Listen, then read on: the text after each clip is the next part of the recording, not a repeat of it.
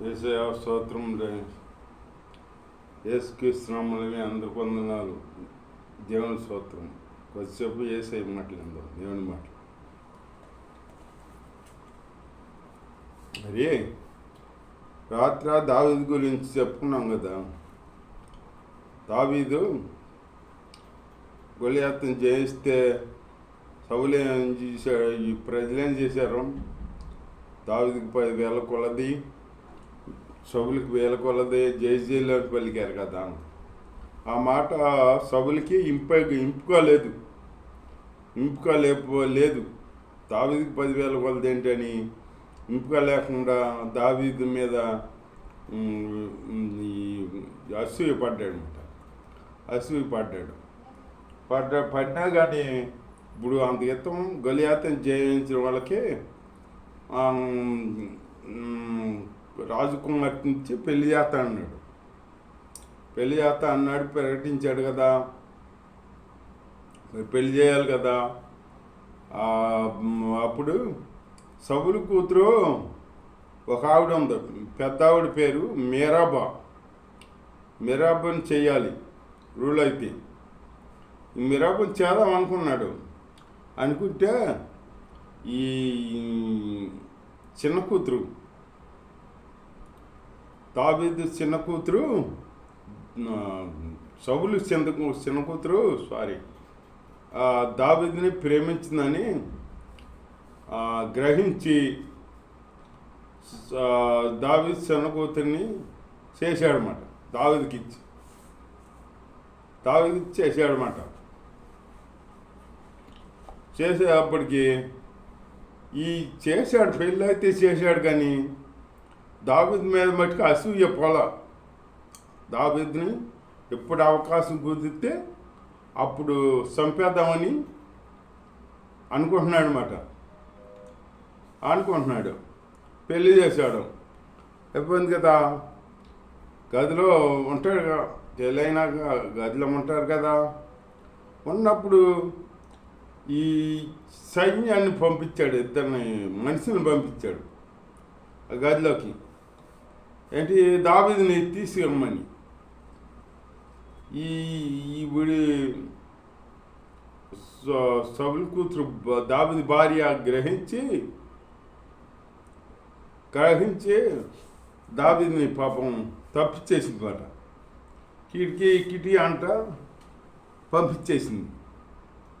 పంపించేసి పాపం మంచం మీద ఆ దిండ్లు అవి పెట్టి, మనిషి రూపంగా పెట్టి ఒక దుప్పటి కప్పిందన్నమాట. కప్పితే ఆ దావీదని వాళ్ళు వస్తారు. అమ్మ, మీ నాన్నగారు దావీదుని తీసుకురామన్నారంటే ఆయనకి ప్రాణం బాగోలేదు అనే చెప్పిందన్నమాట. ప్రాణం బాగోపోయిన వాడికి అసలు జోలికి వెళ్ళకూడదు రూల్ అయితే. వీళ్ళు ఏం చేస్తారా, సౌలు దగ్గరికి వెళ్ళి చెబితే సౌలు ఏమంటాడు, మంచంతో తీసుకొచ్చామంటాడు. చూడు, మంచంతో తీసుకొచ్చామంటాడు. ఎంత కోపం ఉంటే అట్ట చేస్తాడు. మంచంతో తీసుకొచ్చామంటాడు అన్నమాట. ఇప్పుడు అల్లుడు కదా, అల్లుడు పని అంత పాగెత్తుకు నీకు ఏం చేశాడో, తప్పేమో చేశాడా పని. దావీదు గొలియాతుని జయించాడు. మీరందరూ జడిసిపోతుంటే దావీదు జయించాడు కదా. జయిస్తే మీ భయం తొలగించాడు కదా. దావీదు మీద పగబడతావా? పగబట్టి దావీదుని చంపాలని చూస్తున్నాడు అనమాట. మంచం మీద పట్టుకుని తీసుకొచ్చామన్నాడు అనమాట. మళ్ళీ వచ్చారు వీళ్ళు. మంచం మీద చూస్తే ఏం లేవు, దిండ్లు అవి ఉన్నాయి. మనిషి కాదు అన్నమాట. అప్పుడు చెప్పారు రాజుకి, లేడు దావీదు తప్పించుకెళ్ళిపోయాడా అని అంటే, అప్పుడు సౌలు మండిపడ్డాడనమాట కూతురు మీద. అట్లాగే అంతా ఇప్పుడు మన తోటిపాటి మీద ఎవరి మీద పగబట్టమనుకో, పగ అంతటా ఎంతకైనా తీసుకెళ్తుంది అన్నమాట. ఎంత దూరమైనా తీసుకెళ్తుంది. ఆ? కూతురు భర్త కదా, అల్లుడు కదా, అల్లుడిని చంపితే కూతురు ఎద్దరాలు అవుద్ది కదా. ఆ? అది లేదు ఆయనకి. లేకుండా ఈ పగే ముఖ్యం అనుకుంటూ పగ తీర్చుకోవాలని, ఆ దావీదుని చంపేయాలని చూస్తాడనమాట. చూసేటప్పటికి ఆ పాపం ఒకసారి ఎట్లా తప్పిస్తుందా, భార్య కిటికీ ద్వారా అట్లాగా ఉంటామనగా అట్లాంటి పగలో అంత ఇది ఉంటుంది మాట. అంత ఎదటివాడు ఎవడాన్ని చూడటం, వాడికి కావాల్సిన పగ తీర్చుకుంటాం. అట్లాంటి వాళ్ళు ఉంటారన్నమాట. అట్లాంటి వాళ్ళు ఉంటారు. మన అంత పగ ఉండకూడదు, మనకి పగ పెట్టుకోకూడదు అన్నమాట. పగ మనం ఎక్కడ తీసుకెళ్తుందో మనకు తెలీదు. అది పగ మన కోపమే మన శత్రువు అని లేకుండా తెలియబడుతుంది. తెలియబడుతుందన్నమాట. తెలియబడుతుంటే ఈ పగ పెట్టుకుని సభలు ఇట్లా చేస్తున్నాడు కదా. రాజుగానే ఉన్నాడు, దావీదును అభిషేకించాడు కానీ దేవుడు సభలో ఉన్నాడు కదా. సభలో ఉన్నాక మరి రాజుగా ఎట్లా అవుతాడు? రాజు ఇక దావీదు ఎంత పగపట్టినా కానీ, ఎంత చంపుతామని చూసినా ఏమంటబడినా తప్పించుకుని పారిపోతున్నాడు. కానీ సభల్ని ఒక్క మాట అంటలా, సభల్ని ఏమంటలా. చూడు మరి సభలు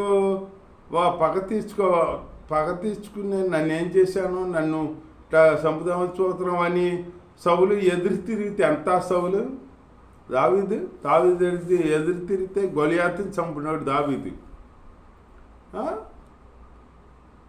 ఆ దావీదు అభిషేకించినవాడులే, దేవుడు అభిషేకించినవాడు, మనం ఏమనకూడదు అని చెప్పేసి దావీదు తప్పించుకుని పారిపోతాడనమాట. తప్పించుకుని ఉంటాడనమాట. అట్లాంటి వాళ్ళు ఉంటారు. పగ ముఖ్యం ఆయనకి. కూతురు ముఖ్యం కాదు, అల్లుడు ముఖ్యం కాదు, పగే ముఖ్యం. పగ తీరాలి అతనికి. అదేం మనస్తత్వం అని చెప్పుకోవాలి. ఇక ఎవరు కనపడరు పగపడితే. పగ ఉండకూడదు మనకి. కస్తులు కాని వాళ్ళకి పగ జీవితం ఉండకూడదు. మనం ప్రేమించాలి కానీ ఒకరిని పగపట్టకూడదు, ఒకరిని చెప్పించకూడదు. ఒకరిని ప్రేమించే బిడ్డలుగా మనం ఉండాలి. దేవుని బిడ్డలు నైజం అది. ఒకరిని ప్రేమించాలి, ఒకరిని ఆదరించాలి, ఒకరికొకరు ప్రార్థన చేయాలి. అందుకే మన దేవుడు ప్రేమామయుడు, అందరిని ప్రేమించాడు. పాపని కాడ ప్రేమించాడు అన్నమాట. చివరికి సిలువలో దొంగను కాడ క్షమించాడు అన్నమాట.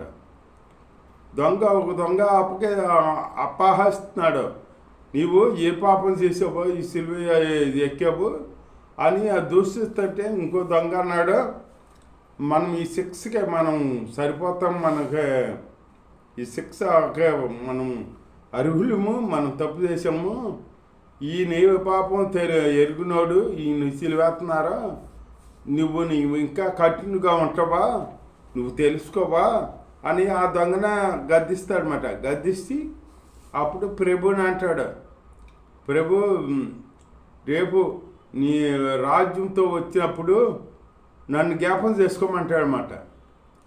ప్రభు యేసయ్య రాజ్యంతో వస్తాడని అతనికి తెలుసుకుని అతను గద్దించి ఇతను అన్నాడనమాట, నీ రాజ్యంతో వచ్చేటప్పుడు నన్ను జ్ఞాపకం చేసుకో ప్రభువా అంటే, అప్పుడు ప్రభు అన్నాడు, నేడు నీవు నాతో కూడా పరదేశంలో ఉంటావు అన్నాడు అన్నమాట. పరదేశంలో ఉంటావు అన్నాడు. చూడు ఎంత ప్రేమమూర్తో, అందరిని ఆస్వాదించే దేవుడే కానీ శపించే దేవుడు కాదు. ఇప్పుడు దేవుళ్ళు అన్న వాళ్ళు ఎట్లా అంటున్నారా, మాకు ఇట్లా చేశారు, ఆ చేయకూడని పని చేశారు, వాళ్ళ మీద ఇచ్చేయాలి, వాళ్ళు శాపాన్ని పొందుకుంటారు అని అంటారన్నమాట. శాపం పెట్టేవాళ్ళు, మనల్ని దండించేవాళ్ళు, మనల్ని శిక్షించేవాళ్ళు వాళ్ళ దేవుళ్ళు కాదు. వాళ్ళ దేవుళ్ళు ఎందుకు అవుతారు? దేవుడు అన్నవాడు ప్రేమ కలిగే ఉంటాడు. కోపము, ఇప్పుడు తండ్రి ఉన్నాడు, మన మీద కోప్పడతాడా? కోపాన్ని ఎంతసేపు, కుసేపు మళ్ళీ దగ్గర తీసుకుంటాడు. అట్లాగే మనం పరమ తండ్రి యేసయ్య మనందరి కోసం దివి నుంచి భూమి దిగొచ్చి సిలువులో రక్తాన్ని సిందించాడనమాట. సిలువు మరణాన్ని పొందాడనమాట. రక్తాన్ని సిందించి మనల్ని రక్షించాడు. అలాంటి గొప్ప దేవుడు యేసయ్య. యేసయ్య ప్రేమకే అద్దులు లేవు, హౌదలు లేవు. ఇంతని వివరించలేము, ఎలుగు కట్టలేము. ఎందుకు పనికిరండి? మనల్ని పెంట కుప్పల మీద సైతం ఉన్న మనల్ని కోపలో పాపమని ఊబిలో పడి ఉన్న మనల్ని ఎంతగానో రక్షించి ఆయన రక్తాన్ని ఇచ్చి రక్షించాడు మాట. మనల్ని కొన్నాడన్నమాట, ఇల్లు పెట్టుకున్నాడు మాట. దేవుని ఎంతగా ఆరాధన చేసినా ఇంకా మనం ఆయన రుణం తీర్చలేము. అలాంటి గొప్ప దేవుడు పరమదాటుగా పరమజ్జిగా ఆయన నుండి కాపాడుతున్నాడు. చెబుతున్నాడు, నేను స్వస్థపడితే నేను అంటున్నాడు మాట. స్వస్థపడి కాపాడే దేవుడు. అట్లాగే డాక్టర్లకు అసాధ్యమే కానీ సమస్తం ఆయనకి సాధ్యం. ఈ ఒకళ్ళు ఉన్నారనుకో, దేవుడు గుర్తురాళ్ళకే ఎప్పుడు ప్రాణం మీదకి వచ్చినప్పుడు ఏ డాక్టర్లకి వల్ల కానప్పుడు చేత కానప్పుడు అప్పుడు దేవుడు గుర్తొస్తాడు వీళ్ళకి. దేవుడు గుర్తొచ్చి అప్పుడు దేవుడి దగ్గర వచ్చి నువ్వే మాకు దిక్కు ప్రభువా అని వస్తారన్నమాట. అని వస్తారు. అట్లాంటి వచ్చిన వాళ్ళే అందరం. ఇప్పుడు దేవుడిని నమ్ముకున్న వాళ్ళు వాళ్ళ కాళ్ళే రాళం ఎవలోను. దేవుడి కార్యాలు చూసి వచ్చిన వాళ్ళు అందరూ మాట. అలాంటి గొప్ప దేవుడు మాట. గొప్ప కార్యాలు చేస్తాడు. ప్రేమించే దేవుడు. ఆ దేవుడిని మనం తెలుసుకుని మనం పోగొట్టుకోకుండా ఆయనందు విశ్వాసం ఉంచి ఆయన నిత్యం ఆరాధన చేసుకుంటూ గణపరుచుకుంటూ ఆయనలో ముందుకు సాగుదాం. దేవుడి ఇచ్చిన మాటలు దీవించరు కాక. ఆమెన్. స్తోత్రం. నేను పరిశుద్ధుడ మీలో ఎలా ఉండాలో తండ్రి మీరు ఎంత గొప్ప దేవుడో తెలియపరచు మా దివాని స్తోత్రం. ప్రేమ స్వరూపుడు అమ్మునైనా మమ్మల్ని ఎంతగానో ప్రేమించు మా దివాని స్తోత్రం. మీ ప్రేమకు హద్దులు లేవు తండ్రి. ఎంతగానో ప్రేమించిన ఆయన మమ్మల్ని కాపాడుతాం మా దివా. ఏ సొంతం లేని మమ్మల్ని తండ్రి మీరు తండ్రి మీ ప్రాణాన్ని బిట్టి మమ్మల్ని రక్షించారు తండ్రి. మీ స్తోత్రం నాయన.